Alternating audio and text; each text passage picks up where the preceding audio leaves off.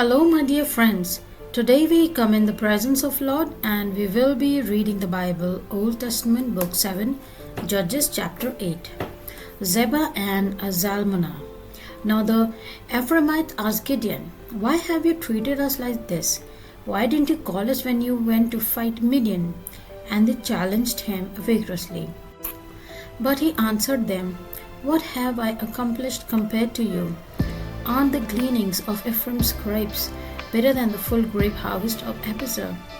God gave Oreb and Zeb, the Midianite leaders, into your hands.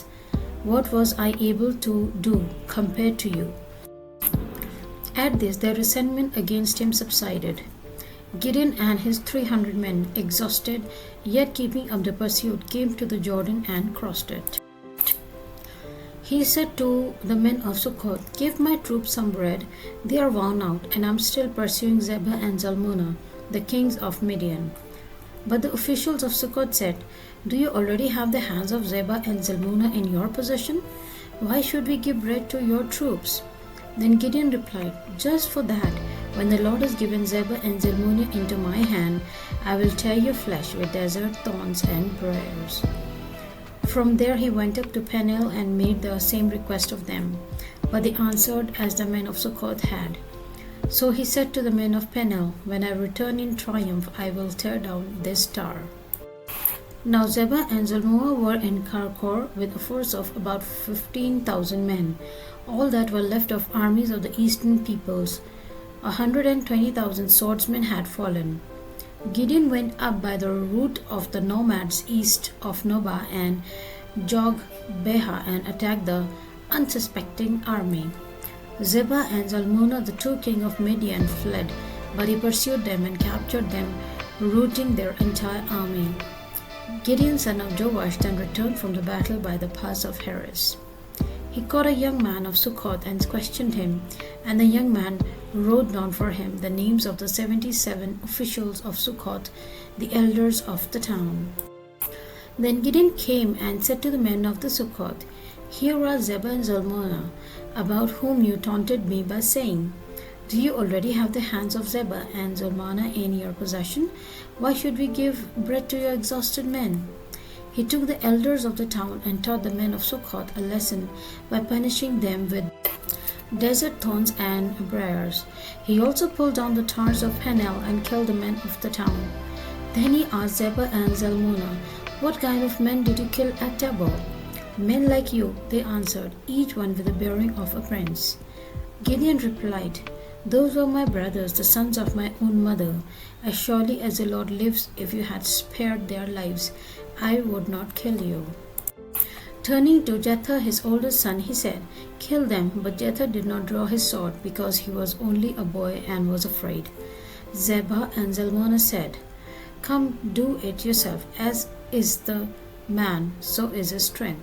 So Gideon stepped forward and killed them and took the ornaments of their camels' necks. Gideon's effort.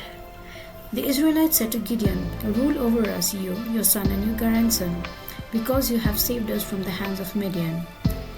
But Gideon told them, "I will not rule over you, nor will my son rule over you. The Lord will rule over you." And he said, "I do have one request, that each of you give me an earring from your share of the plunder." It was the custom of the Ishmaelites to wear gold earrings. They answered, "We'll be glad to give them." So they spread out a garment, and each of them threw a ring from his plunder onto it. The weight of the gold rings he asked for came to 1,700 shekels, not counting the ornaments, the pendants, and the purple garments worn by the kings of Midian, or the chains that were on their camels' necks. Gideon made the gold into an ephod, which he placed in Ophrah, his town. All Israel prostituted themselves by worshipping it there, and it became a snare to Gideon and his family. Gideon's death.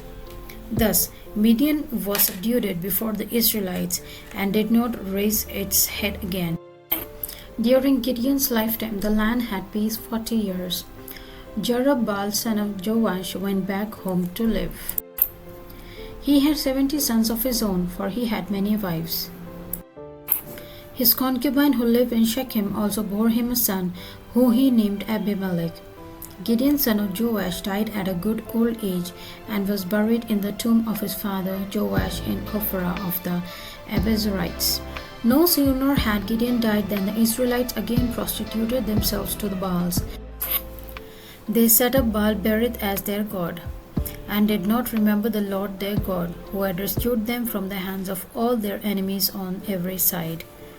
They also followed to show any loyalty to the family of Jerubbaal, that is Gideon, in spite of all the good things he had done for them.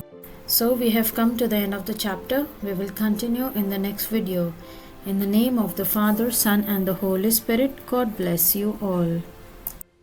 You may visit my YouTube channel, that is Bible Reading at Unity, to listen to the chapters of the Old Testament, books 1 to 6.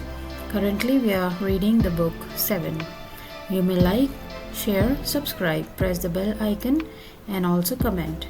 Happy listening to the Bible. Take care. Bye-bye.